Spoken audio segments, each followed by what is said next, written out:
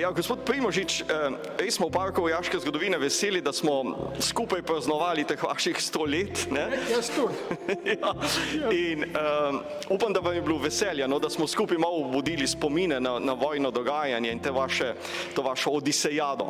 Ne najdem besed, da bi se vam zahvalil vam in vsem ostalim. Ne najdem besed, oprostite. Ja.